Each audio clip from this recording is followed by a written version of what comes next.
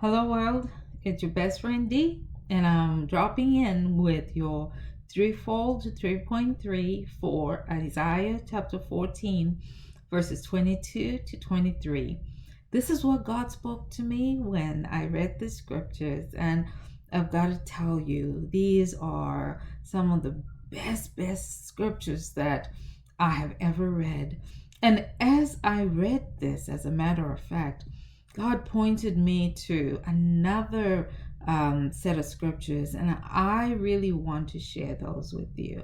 So I'm going to read them to you. Here we go. This is from Second Chronicles, chapter 20, and verses 15 to 17. So here we go. And he said, "Listen, all you Judah, and you inhabitants of Jerusalem, and you, King Jehoshaphat. Thus says the Lord to you, do not be afraid, nor dismayed, because of this great multitude, for the battle is not yours, but God's." I love that. The battle is not yours, but God's. Tomorrow go down against them.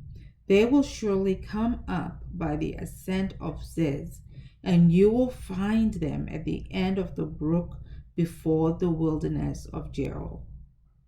You will not need to fight this battle.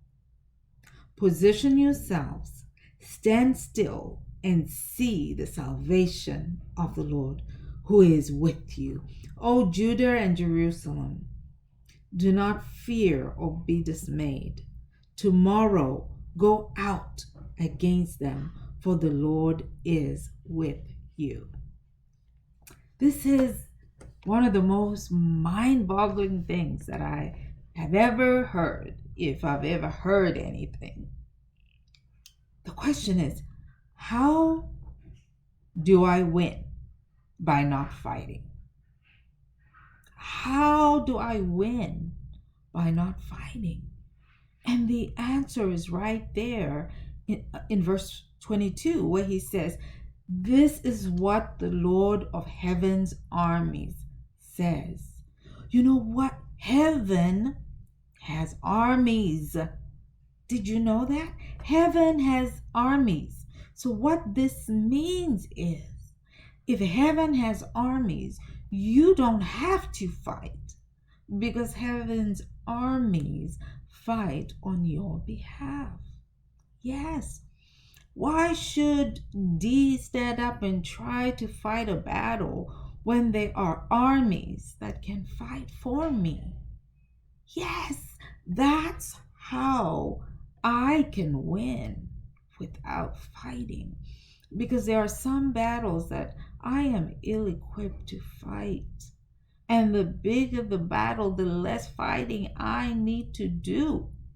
I mean, how does one girl, one woman, battle a disease like cancer and expect to win by herself?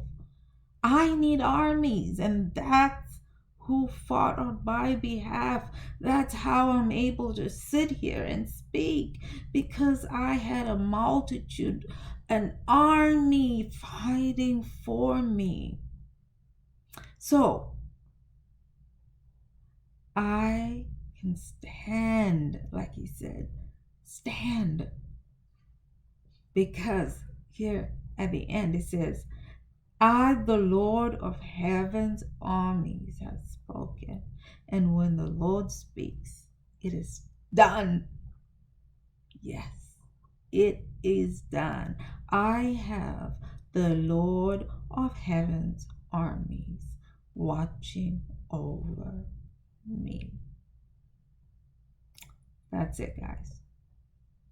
That's my threefold 3.3 for Isaiah chapter 14, verses 22 and 23. And I am so happy at the end of this one, because I ended as a winner. I am victorious. And so are you. So remember, and don't you ever forget it, there is power in the Trinity.